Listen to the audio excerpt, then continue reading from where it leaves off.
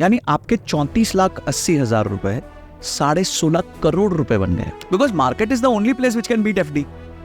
आप मुझे बताओ, और कोई जगह ही नहीं एफडी बीट करने के लिए हमारे पास। और आप अगर उतनी पैसिव इनकम धीरे धीरे धीरे धीरे डेवलप कर सकते हो जिससे वो आपके कॉस्ट रिकवर हो जाए, तो आप वेल्दी हो जाते हो। मेरी ये थीसिस बन चुकी है कि जो एक्टिवली काम करेगा वो पैसा नहीं बना सकता। तो अब 4 करोड़ का घर है, ऐसा तो है नहीं कि मैं बाथरूम बेच दूंगा तो मेरे को 10 लाख आ जाएंगे, या मैं एक बेडरूम बेच दूंगा तो मेरे को 2 करोड़ आ जाएंगे। बाद में कुछ सालों बाद देखा उन्होंने कि 100 करोड़ का घर तो 200 करोड़ हो गया, पर वो क्रिसिल के 100 करोड़ के शेयर जो उन्होंने बेचे थे वो 3400 करोड़ के हो गए। ये सारी चीजें ना मेंटल मैस्टरबेशन है, ठीक है। या आप सिर्फ ऑर्गेजम कर रहे हो पर मेंटली ऑर्गेजम कर रहे हो। ये एफएनओ में आज गंद मचा पड़ा है, मैं सॉरी वर्ड यूज करूंगा, स्किमिंग, स्कैल्पिंग, स्विंग, बहुत कुछ हो रहा है। Nobody is making money. तो लास्ट 1 सालों में आपने ऑप्शन सेलिंग से कितना पैसा बनाया?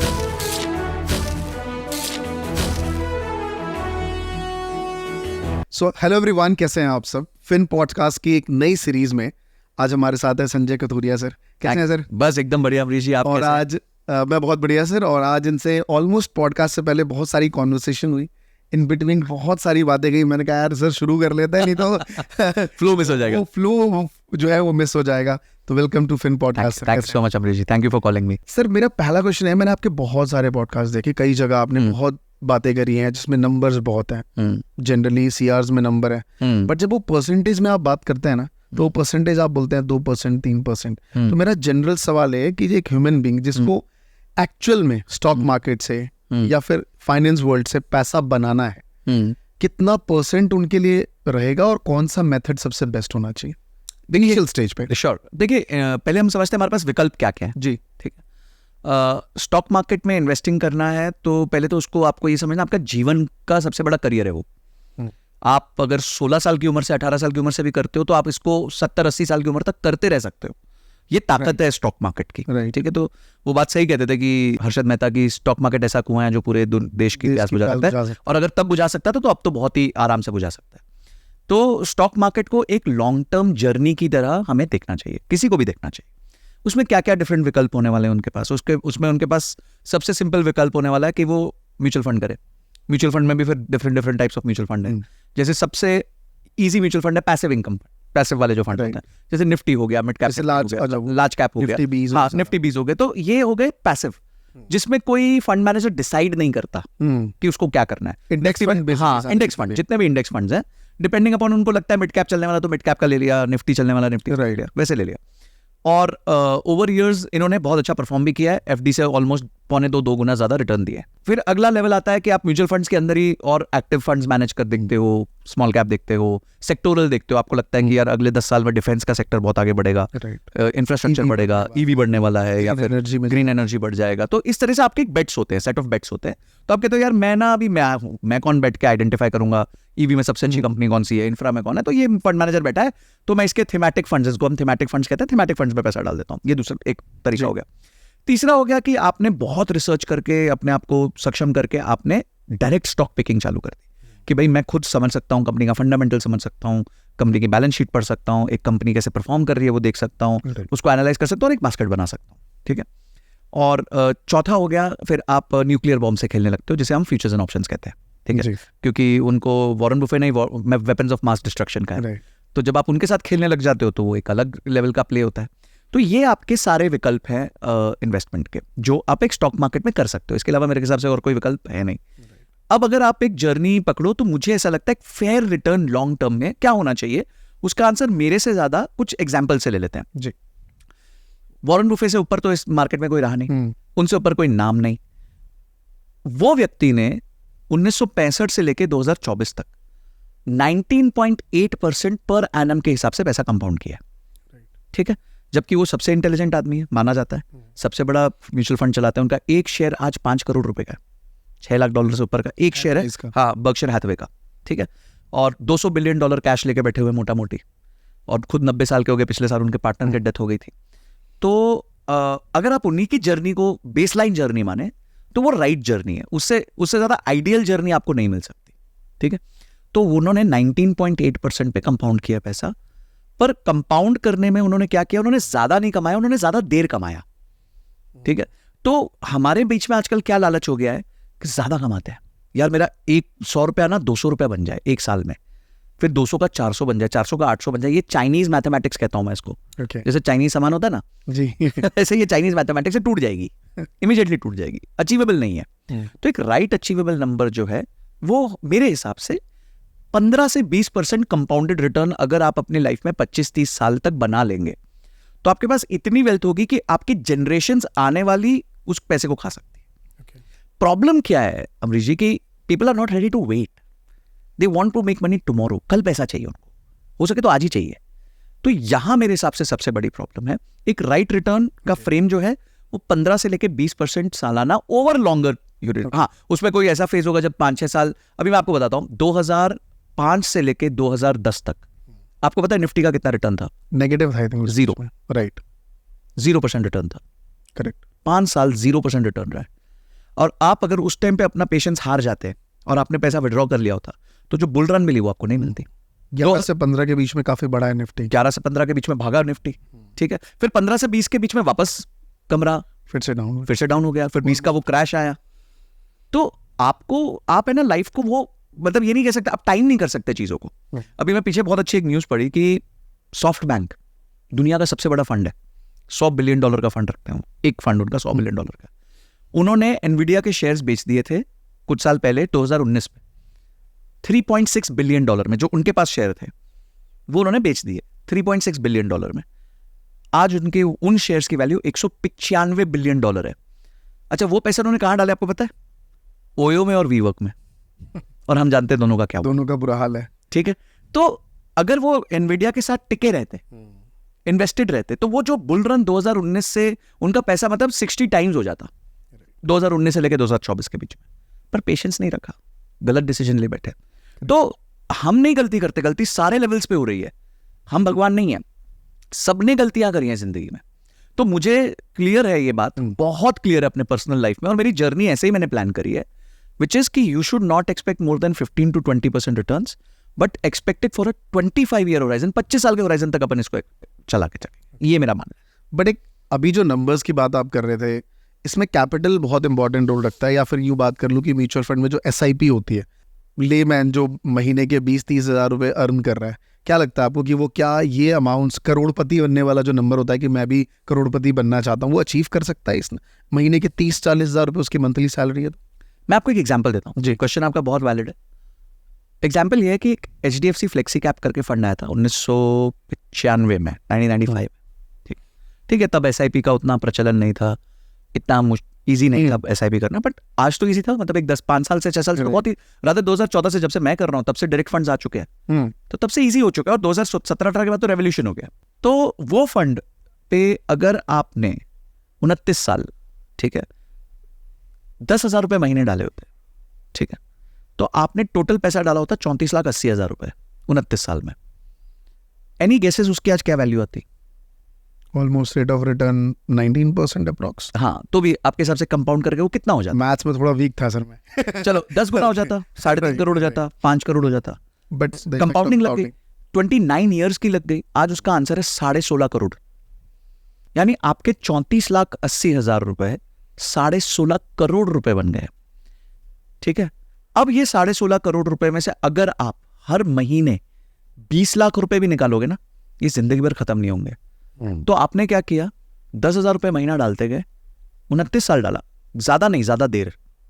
Game is about time, not about timing, ठीक है।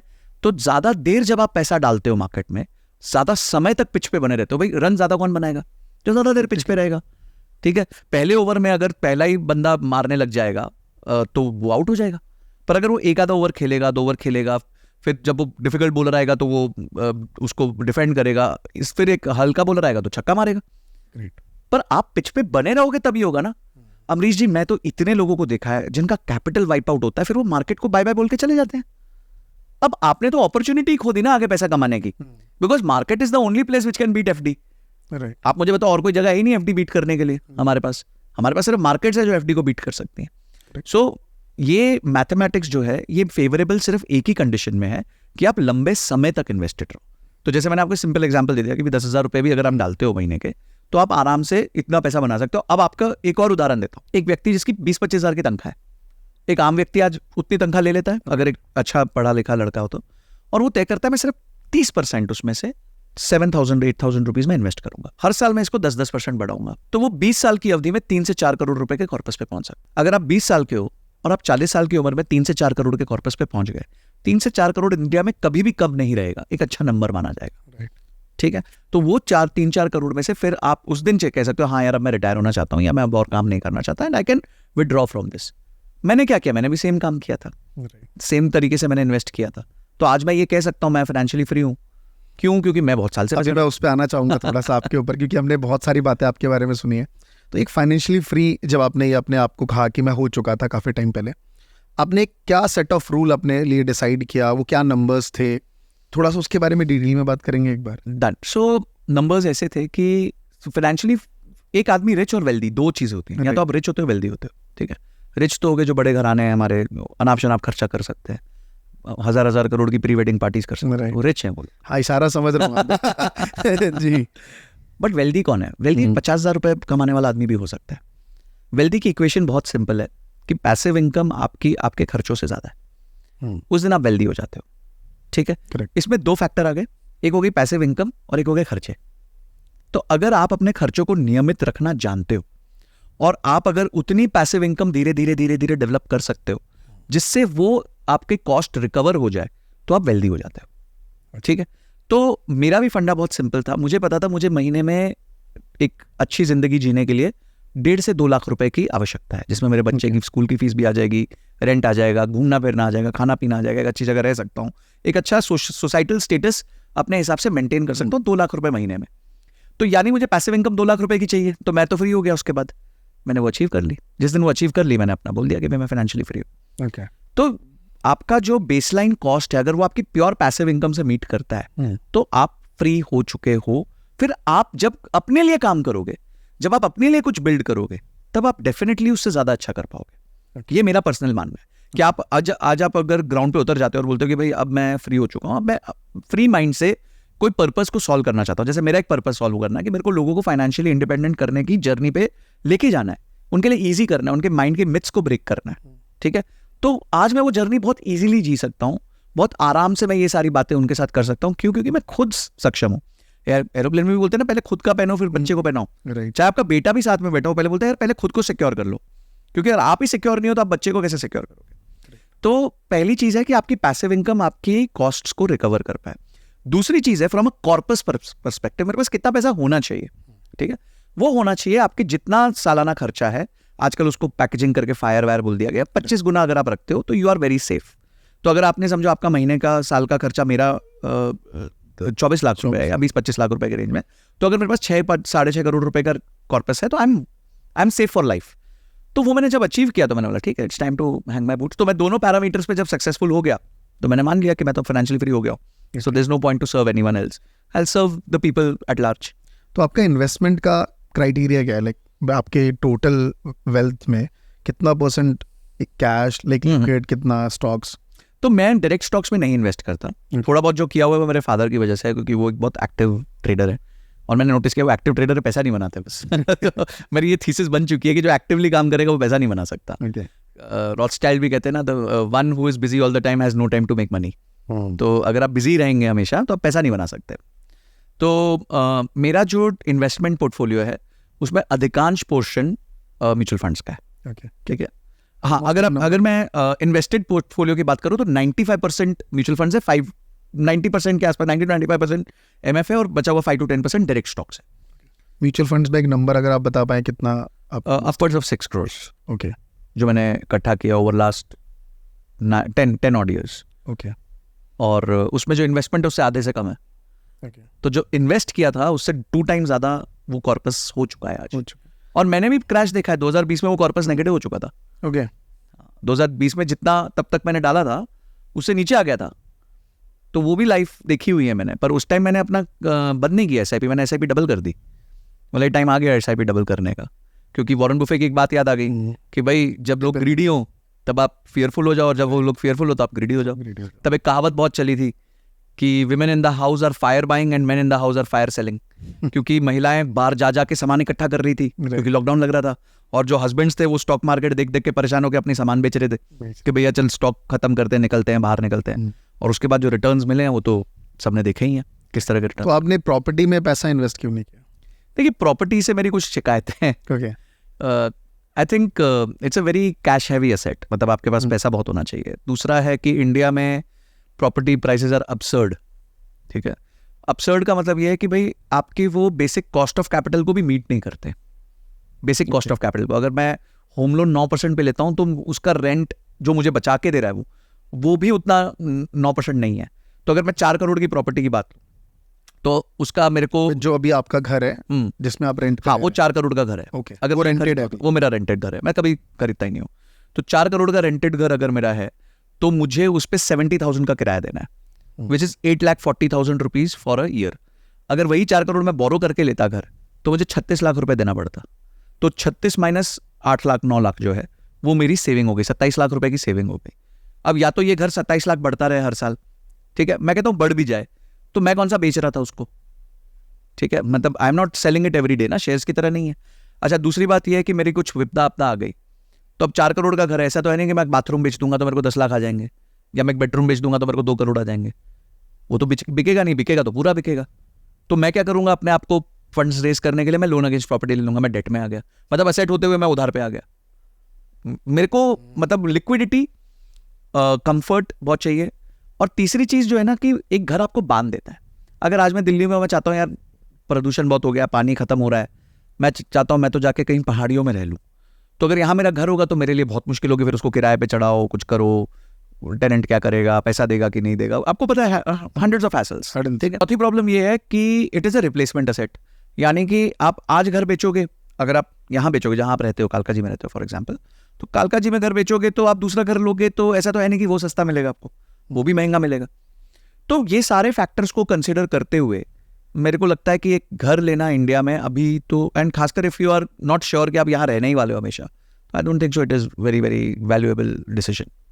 Great sir. नहीं, अब तक की कॉन्वर्सेशन में मुझे सुनने में मजा आ रहा है, क्योंकि कुछ बातों से लोग इत्तेफाक रखते होंगे, कुछ से नहीं रखते, क्योंकि रीजन इज वाई घर एक इमोशनल चीज भी कई लोगों के लिए होती है, क्योंकि कई लोग परेशान होते हैं कि यार उन्होंने लैंडलॉर्ड की बहुत परेशानियां झेली होती है कई बार, क्योंकि एक स्मॉल जिनके घर के किराए बहुत कम होते हैं, वहाँ पे बहुत सारे चैलेंज, झगड़े भी होते हैं, हाँ, बहुत सारे चैलेंजेस होते हैं। बट ये रियलिटी फैक्ट्स जो आपने बताया, डेफिनेटली आपका एक्सपीरियंस और बहुत से लोगों का एक्सपीरियंस है, तो बहुत से लोगों के पास बहुत सारा पैसा होने के बावजूद भी वो रेंटेड पे रहते हैं। और आप, मैं बहुत सारा पैसे में सबसे बड़ी डेफिनेशन निखिल कामत, आप निखिल कामत का पॉडकास्ट हूँ, हमेशा कहता है मैं तो भाड़े पे रहता हूँ, चाहे वो 9 लाख रुपए महीना भाड़ा दे रहा है, but he is then staying in a house which is worth hundreds of crore rupees. ठीक है, अभी किसी ने बहुत अच्छा एक एनालिसिस किया था कि जब शाहरुख खान ने मन्नत खरीदा, ठीक है, तो जितना पैसा 13 करोड़ के आसपास उन्होंने मन्नत खरीदा था बहुत साल पहले, वो आज 200 करोड़ की प्रॉपर्टी हो गई है, जिसपे उन्होंने लागत लगाई और फर्दर लागत लगाई। ठीक है, उसमें ब्रेकडाउन हुआ होगा, कुछ हुआ होगा, कभी लाइट टूटी होगी, कभी इंटीरियर कराया होगा, वो सब अलग है। सिर्फ परचेज 13 करोड़ का था और वो 200 करोड़ की हो गई आज सेट। यही 13 करोड़ अगर उन्होंने निफ्टी 20 में लगाए होते या निफ्टी के ETF में लगाए होते तो वो आज 325 करोड़ होते। ठीक है, बाकी और किसी शेयर में लगाए होते तो हम अभी उस पर कंसिडर ही नहीं कर रहे, एक वो फुलिश इन्वेस्टमेंट कर दी होती तो भी आज वो 425 करोड़ रुपए का होता। तो यानी वो मन्नत 2 बार खरीद सकते थे आज। ठीक है, राकेश झुनझुनवाला ने एक बार ये बात बोली थी, बोले थे उन्होंने एक 100 करोड़ का घर लिया था और क्रिस्टल करके कंपनी है, उसके शेयर्स बेच के खरीदा था, उनके पास क्रिस्टल के शेयर्स थे, उन्होंने बेचे और 100 करोड़ का घर ले लिया। बाद में कुछ सालों बाद देखा उन्होंने कि 100 करोड़ का घर तो 200 करोड़ हो गया, पर वो क्रिस्टल के 100 करोड़ के शेयर्स जो उन्होंने बेचे थे वो 3400 करोड़ के हो गए। तो उनको बड़ा दुख हुआ कि यार ये क्या कर दिया मैंने। पर ठीक है, एक पॉइंट के बाद आपको थोड़ा सा, जब आपके पास पैसा ज्यादा होता है तो फिर आप ये सब चीजें नहीं सोचते हो, आप बोलते ठीक है यार मेरे सोसाइटी के स्टेचर के हिसाब से मेरे पास घर होना चाहिए। शाहरुख खान भाड़े के घर पे रहेगा या राकेश झुनझुनवाला भाड़े के घर पे रहेंगे तो अच्छा भी नहीं लगेगा। तो I think from that perspective it's okay, but हमारे जैसे लोगों के लिए जिन जो वो स्टेचर अभी नहीं है जिनका, वो रह सकते हैं किराए पे, कोई प्रॉब्लम नहीं है। बट मैं बात कर रहा हूँ लोगों की जिनके पास पैसा ही कम है, ऑब्वियस सी बात है उनको भी स्टॉक मार्केट करना है। अब जिनके पास 20,000 30,000 रुपए उनको स्टॉक मार्केट में आना है, तो उनके लिए एक बहुत फैंटेसी चीज होती है कि यार ऑप्शन ट्रेडिंग। उनको दिखता है कि यार एक प्रीमियम जो 10 रुपए का था वो 300 का चला गया।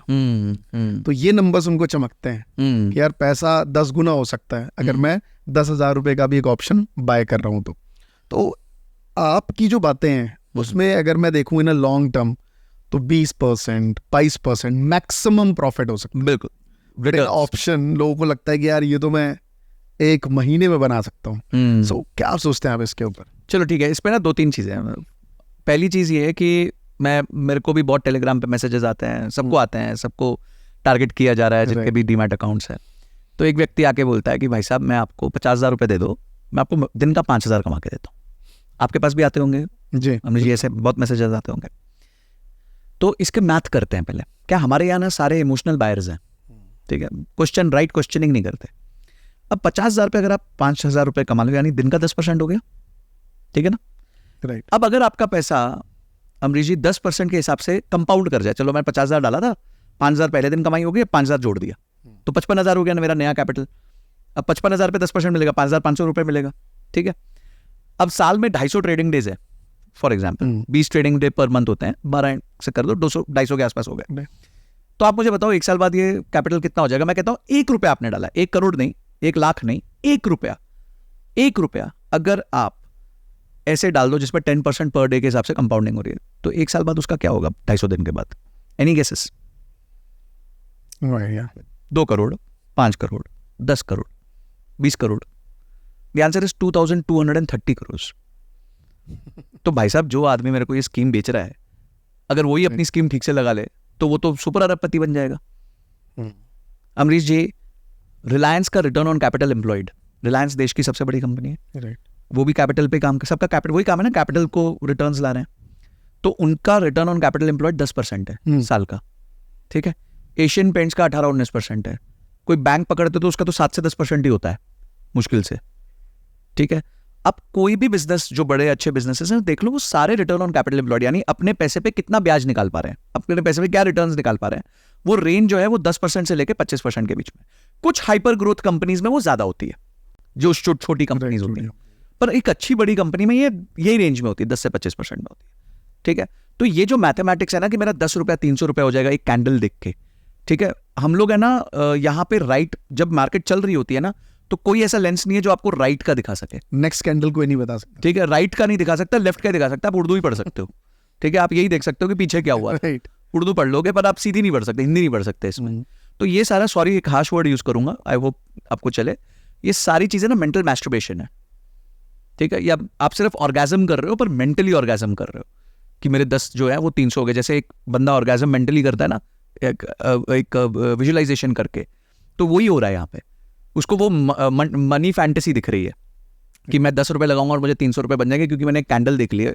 तो तू कितनी बार वो कैंडल पकड़ पाएगा, और उस एक कैंडल को पकड़ने के चक्कर में जो 500 कैंडल्स नहीं पकड़ पाएगा उसमें क्या करेगा। और मैं आपको ये लिख के देता हूं, जिस दिन उसने वो कैंडल पकड़ ली वो 10 का 15 होते ही बाहर हो जाएगा, वो 300 तक रुकेगा भी नहीं। ये इमोशंस को पेपर ट्रेडिंग करना वर्सेस इमोशंस को रियल मार्केट में लाना, जमीन आसमान का फर्क है, जमीन आसमान का। पेपर ट्रेडिंग पे ना आप कोई भी अजम्पशन ले सकते हो, पर जब आप रियल मार्केट में घुसते हो ना तब टेस्ट आता है आपका, क्योंकि इमोशंस वहां पे, अब इमोशंस आ गए ना, पैसा लग गया, 10,000 रुपए लग गए, यही 10,000 थे। आज मैंने एक लिंक्डइन पे भी पोस्ट डाली और मैंने ये पढ़ा था कहीं एक आर्टिकल, एक 3rd ईयर इंजीनियरिंग का बच्चा, उसने 20 लाख रुपए पहले साल मार्केट में, कोई 20 लाख रुपए ऑप्शंस ट्रेडिंग में लॉस किया। उसके बाद कसम खाली मैं नहीं करूंगा, फिर से खुरक मच गई हाथ में, ठीक है। फिर पहुंच गया अगले साल, अब वो 26 लाख रुपए का लॉस कर गया, 46 लाख रुपीस का लॉस 2 साल में कर गया।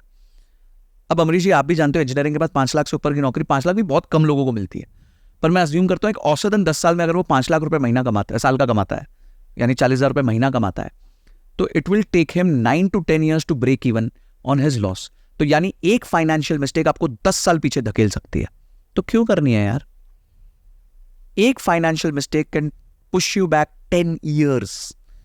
अब उसको रिकवर करने में उसके ऊपर जो स्ट्रेस होगा, ट्रॉमा होगा, अच्छा पैसा खुद का होगा नहीं, दोस्तों का होगा, मम्मी पापा का होगा, इन सब का होगा, कितना बड़ा ट्रॉमा है यार। और व्हाट फॉर व्हाट, फन के लिए। अच्छा फिर लोग रिवेंज ट्रेडिंग करने लग जाते हैं कि यार बैंक निफ्टी तू तो बेवफा निकली, अब मैं देख क्या करता हूं। अब वो बेवफा नहीं निकली, वो मार्केट है भाई, वो बाजार है, और बाजार से बहस नहीं करते हैं।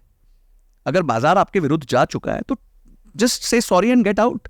स्टॉप लॉस हमारे भी हिट होते हैं, हम कौन से भगवान है भाई, हिट किए बाहर आ गए। तो आपको ये सारी जो ये FNO में आज गंद मचा पड़ा है, मैं सॉरी वर्ड यूज करूंगा, स्किमिंग, स्कैल्पिंग, स्विंग, बहुत कुछ हो रहा है, नोबडी इज मेकिंग मनी, सिर्फ अपना फर्स्ट हाफ ऑफ द वो दिखा देते हैं पोर्टफोलियो, ट्रांजैक्शन कॉस्ट नहीं दिखाते. Transaction cost is 2 time of profit. अच्छा, फिर कोई बंदा होगा जिसने शायद पिछले 6 महीने में प्रॉफिट बना लिया होगा, वो फिर आके अपना प्रॉफिट दिखा देता है कि मैंने 6 महीने में प्रॉफिट बना लिया. ठीक है, बट इसका ऑल्टरनेटिव तो है ऑप्शन सेलिंग. ऑप्शन बिल्कुल कैपिटल चाहिए. देखिए, आप इसको ऐसे देखिए, मैं आपको बताता हूँ कि ये ना कसिनो चल रहा है. ठीक है, इस कसिनो का मेन ओनर कौन है? सेबी है. सबसे ऊपर सेबी बैठा हुआ है जो कसिनो के रूल्स लिखता है. फिर उसने कसिनो का एक सिंगल लाइसेंस दिया हुआ है नेशनल स्टॉक एक्सचेंज को. ठीक है, अब नेशनल स्टॉक एक्सचेंज को है कि भाई ज्यादा से ज्यादा लोग कसिनो में है, क्योंकि एसटीटी बनेगा, जीएसटी बनेगा, ये सब ट्रांजैक्शन कॉस्ट बनेंगी. ठीक है, एक तरफ सरकार एक मुक्ता पहनती है कि भाई हमारे को ये सब कम करना है. एक तरफ बोलती है जीएसटी बढ़ाओ, एसटीटी बढ़ाओ, इसको 30% टैक्स में डाल दो. ठीक है, तो उनको मजे भी पूरे लेने, चलो यहाँ से कमाई भी कर लेते. तो उन्होंने एक सिंगल लाइसेंस दिया है एनएससी को. एनएससी ने बोला यार ज्यादा लोगों को कैप्चर करना है, तो लाइसेंस दे दिया ब्रोकर्स को, जीरोधा को, धन को, कोई भी मोतीलाल ओसवाल को, ये सबको. तो अब ये लोग ने छोटे छोटे कसिनो बना लिए, बड़े कसिनो का छोटा छोटा कसिनो बना लिया. अब इनके बाद जो गेम में आ रहा है ना, वो है ऑप्शन सेलर. और लास्ट में आ रहा है वो हमारा भाई जिसको 3,000, 4,000, 5,000 रुपए जिसके पास है, और वो बोलता है बैंक निफ्टी में 15 का लॉट है और 100 या 200 रुपए का कॉल या पुट चल रहा है और मैं 3-4 हज़ार रुपए डाल के कर लेता हूं. तो ये पैकिंग ऑर्डर है. तो अब हम ना सेबी बन सकते हैं, ना हम एनएससी बन सकते हैं, ना मैं ब्रोकर बन सकता हूं. तो मैं सोचता हूं यार इसी कसिनो में अगर मस्ती करनी है तो मैं ऑप्शन सेलर बन जाता हूं. तो मैं भी थोड़ा बहुत इसमें बहती गंगा में हाथ धो लूंगा. ठीक है, बट मैं ऑप्शन बायर नहीं बन सकता क्योंकि मैं लॉटरी की टिकट नहीं खरीदता, और ऑप्शन बाइंग इज लॉटरी की टिकट खरीदना. तो लास्ट 1 सालों में आपने ऑप्शन सेलिंग से कितना पैसा बनाया? लास्ट 1 ईयर में मैंने अप्रोक्सीमेटली, अगर हम जून में बैठे तो मैं जून 2023 से मई 2024 पकड़ लूं, तो if I am not wrong I would have made 13 about 30 lakh rupees. 30 lakh रुपए मैंने बनाया होगा with an average capital of 65-70 lakh rupees. तो वो 35-40% का रिटर्न, जिसमें ब्रोकरेज आपने सब माइनस हो गई. मैंने तो, मेरी ब्रोकरेज तो लेस देन 2% होती है.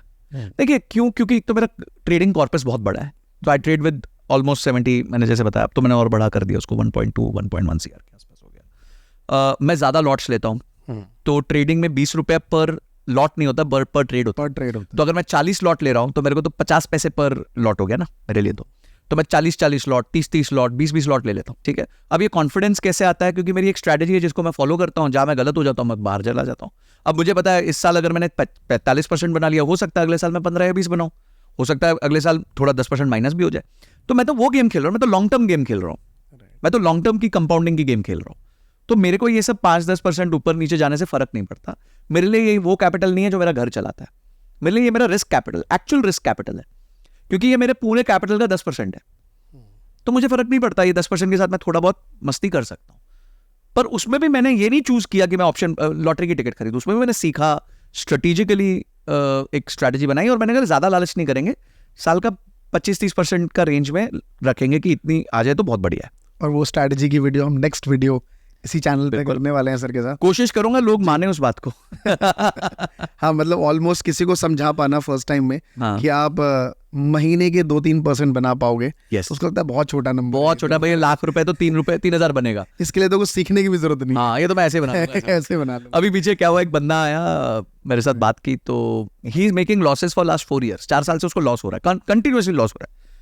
तो मैंने उसको बोला भाई तू इतना उछल मत, तू एक काम कर, ये वाली स्ट्रैटेजी सीख ले, महीने का 2-3% तो बना लेगा, एक रीजनेबली कंफर्ट. कैसी बातें कर रहे हो सर, 2-3% कोई रिटर्न होता है? मतलब सर तू 4 साल से लॉस कर रहा है और तू मुझे बोल रहा है कि 2-3% कोई रिटर्न होता है क्या? तो इसको कॉन्फिडेंस रहता है, ये तो मैं यूं कर लेता. हाँ, ये तो मैं ऐसे ही कर लेता सर, अगर मेरे को ही करना होता तो मैं कर ही लेता. तो कर लेता भाई, तूने क्यों नहीं किया? तो प्रॉब्लम ये मैं लोगों को कहता हूं कि लोगों को 3% पर मंथ नहीं बनाना, लोगों को साल का 15% बनाना है. यानी कि आपको चाहिए कि एक दिन 10% ऊपर भी दिखाऊं, ताकि मैं लोगों को दिखा सकूं कि भाई देख मैंने आज 10% निकाला है, और अगले दिन 3 दिन 5% का सरगट लग रहा है, वो लग रहा है, सॉरी स्टॉप लॉस लग रहा है नीचे. तो people are playing an unwinnable game. और ये सेबी ने अपनी रिसर्च में निकाला है कि अगर 100 ट्रेडर है, ठीक है, 100 एक्टिव ट्रेडर है, उसमें से 6 ट्रेडर पैसा बनाते हैं और औसतन 3400 रुपए का उनका रिटर्न है, 3400 का. ये मैं नहीं कर रहा, आप सेबी की रिपोर्ट पढ़ लेना जाके. मैंने एक वीडियो भी करी थी इस पे अभी रिसेंटली, कि 100 ट्रेडर्स में से 6 लोग पैसा कमा रहे हैं एक्टिव में, और 6 लोग जो पैसा कमा रहे हैं वो 3400 रुपया कमा रहे हैं. तो odds are stacked against you यार, आप जीत ही नहीं सकते इन ऑड्स में. द लास्ट क्वेश्चन, अभी एक और आपसे चाहूँगा, क्योंकि बहुत डिटेल में आपने सब चीज़ों को बताया। अभी जो जितने भी आपको पता होगा, अभी सेबी का कुछ ऐसा आ रहा था कि भाई अब 30% जो है आपको TDS जो है वो लगेगा, उसके पीछे कुछ थोड़ी सी स्ट्रैटेजी थोड़ा सा बता पाएंगे क्या होने वाला है? देखिए, अभी तो ये गेस वर्क है एंड ऑब्वियसली ऐसे लीक्स आते रहते हैं। क्यों, क्या होगा कि अभी 30% बोल के अगर गवर्नमेंट 15% कर देगी तो government will look like a hero, कि आपके माइंड में उन्होंने एंकर कर दिया है, कि इसे एंकरिंग इफेक्ट कहते हैं साइकोलॉजी में, कि 30% एंकर कर दिया, अब सब लोग काइंड ऑफ ओके हैं 30% के साथ धीरे धीरे मेंटली। फिर अचानक से वो बोलेंगे हम 15% कर देंगे, तो ठीक है यार, 30 तो नहीं हुआ, एटलीस्ट चलो इतना बड़ा नुकसान नहीं हुआ, ठीक है। तो वो ये कोशिश कर रहे हैं एंड मुझे ऐसा लगता है कि इट्स नॉट वेरी फेयर कि इतना पैसिव ट्रांसैक्शन। देखो, मेरे को कोई फर्क नहीं पड़ता बिकॉज मैं ऑलरेडी 30% वाले ब्रैकेट में आता हूँ, तो मेरे को तो 30% देना ही था, ठीक है। बट आई थिंक एक छोटे ट्रेडर के लिए जो कोशिश कर रहा है कि वो अपना करियर बना सके इसमें, उसके लिए ये बात फेयर नहीं है, क्योंकि पूरा कुल मिला के वैसे भी वो मुश्किल से 2% 3% का रिटर्न महीने का बना पाएगा, ठीक है, और छोटे कैपिटल पे बनाएगा। उसमें से भी आप 30-35% 33% ले जाओगे तो मुझे लगता नहीं ठीक है। अगर कुछ करना ही था तो अगर उनको डेटर करना है, डेटर मतलब उनको अलाउ नहीं करना है कि रिटेल प्लेयर्स आए मार्केट में, ज़्यादा छोटे प्लेयर्स आए, तो आप लॉट साइज बढ़ा सकते थे, ठीक है। या फिर आप एक नेटवर्थ का क्राइटेरिया रख सकते थे कि भाई जिसका नेटवर्थ 5 लाख से कम है या 10 लाख से कम है, हम उसको नहीं ट्रेड करने देंगे, ठीक है। तो ये फिर भी बात समझ आती है आपकी। पर आप बोलो यार हम कॉस्टें बढ़ाते रहेंगे, हम STT बढ़ा देंगे, हम ट्रांजैक्शन ये बढ़ा देंगे, हम TDS बढ़ा देंगे, I think that is a bit unfair. थोड़ा डीमोटिवेट हो जाएंगे लोग। लेट्स सी अब क्या होता है इसमें। जी, आपसे थोड़ा क्विक क्वेश्चंस रखते हैं। आप स्टॉक मार्केट में कितने टाइम से हैं? 18 साल से। ग्रेट। कौन सा सेक्टर आपको बहुत पसंद आता है? मैं सेक्टर बेस्ड काम ही नहीं करता, मैं सिंपल MF करता हूँ। और म्यूचुअल फंड्स में भी कौन सा, लाइक किस like? Small and mid cap. Okay, मेरा 70% कैपिटल है स्मॉल एंड मिड कैप। फिर भी एक सेक्टर वाइज होगा ना कि अगर मैं स्मॉल कैप में लगा रहा हूँ तो ये स्टॉक्स जहाँ पे मुझे दिख रहा है कि यार डिफेंस है या EV है। देखिए, अभी रिसेंटली जो मूवमेंट किया है मैंने, वो थोड़ा कंज्यूमर ड्यूरेबल्स, अपना FMCG और इंफ्रा, क्योंकि इंडिया में भी कंजम्पशन बहुत बढ़ने वाली है, मुझे ऐसा लगता है। I feel that consumption is going to go massively up. और जैसे ये मामाअर्थ जैसे ब्रांड्स ने भी साबित कर दिया कि बहुत कम समय में उन्होंने अच्छा रेवेन्यू स्केल तो कर ही दिया। प्रॉफिटेबिलिटी पे क्वेश्चन रहता है, बट रेवेन्यू स्केलिंग तो उन्होंने कर ही दी है। और मेरे को ये भी दिख रहा है, जैसे मैं अभी जोमेटो का रिपोर्ट्स देख रहा था, तो उनका जो ब्लिंकिट वाला सेगमेंट है बिजनेस का, उसने 8 सिटीज में 12,000 करोड़ का GOV कर लिया है and in that also they are profitable. उनका 3.9% का कुछ ग्रॉस मार्जिन भी है। तो मुझे ऐसा लगता है कि ब्लिंकिट का बिजनेस अकेला वो 1 लाख करोड़ तक ले जाएंगे। तो जो ये कंजम्पशन है ना, ये बहुत बढ़ने वाला है इंडिया में। खाना पीना, लोग मंगवाना, ये सब विल इंक्रीज मल्टीफोल्ड।